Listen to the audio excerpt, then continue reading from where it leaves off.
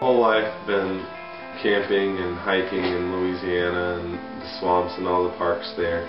My dad was always a huge fan of finding adventure in wilderness areas, whether it's hunting, camping, or like one of the trips that sticks out most that made me fall in love was our 1-month trip driving and camping the entire length of the United States Rockies. It was a glorious trip, and that's one of the things that helped me fall in love with backpacking. Just started backpacking about 5 years ago when I evacuated from Hurricanes Katrina and Rita up here to Colorado.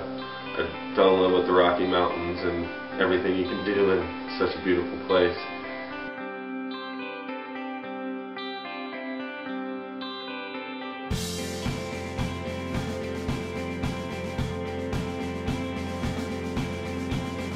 More recently, I actually became an avid backpacker about 3 years ago with my partner Helena. It's onward.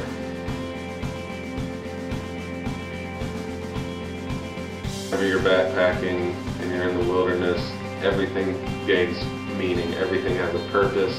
Far enough where you're in the wilderness and you can be away from our Western civilization here in America. Still accessible enough where in emergencies you can still get to civilization. You don't have to bring all your food with you. You can pick it up at these drop points at post offices. One of, if not the easiest, is the amount of water. There's a lot of fresh, drinkable water along the Appalachian Trail. I mean, every day, pretty much, you can find some good drinking water. And this is our first time doing more than a small backpacking trip for 4 or 5 days.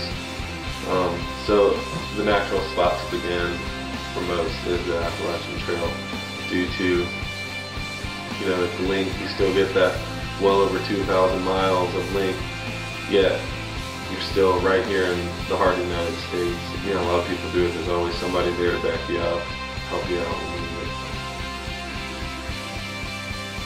We both are pretty good about knowing when to pick our battles a lot of the time. Under extenuating circumstances in the backcountry, due to hunger, being tired, sore, wet and cold, bugs, just wanting to have something else to eat, you can become a little ornery or a little standoffish, and we're good at being able to take one for each other, yet knowing whenever to push one another and put each other in the place that we need to be, and give those words of encouragement. When it comes down to it, we know whenever to take that load for one another, and we also know what to push one another along, whether they like it or not. It's looking at what's in front of you now, not looking and knowing when to do that, not looking at your future or these next 1,000, 2,000 miles. It's looking at that 1 mile ahead of you, what that presents, how to address that and deal with it in that moment. Not worry about everything that's coming after it, because if it's not for right now, there's not going to be any future. So it's really just living with what you have. Since we started hiking, me and Helena, whenever it's getting tough, can't breathe at elevation, thinking our legs are just going to fall out from underneath us. After a nice breath and a sip of water, one of us always will say onward, and the other one always comes back with upward, and we just push on harder than before. And I thank Helena for finding such a great name to sum up. Team Forward kind of stands for the way we're always doing things. We're trying to always move forward, never fall backwards, take too many steps back, or dwell too much on the past, and always look forward and keep moving on no matter what.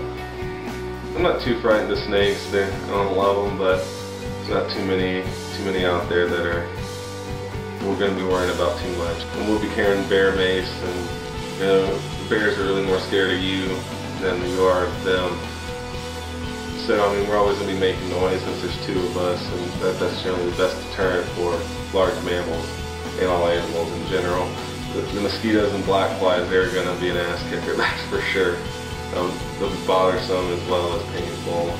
But the thing that gets me most is this ticks. I just do not want to get Lyme disease. It can take you out quicker than anything else, but it's also easily treated. It's just got to catch it. So that'd be the one that I'm not looking forward to. Is the tiniest of all of them are the ticks, and they're the ones that are scaring me the most. Food. I'll miss food, specifically some good fried chicken and a nice cold beer, but you know, I can have those all I want. I've had them my whole life, and I can deal without that for 6-7 months, and you know, be back in New Orleans in no time eating something fried covered in gravy and drinking a Vita.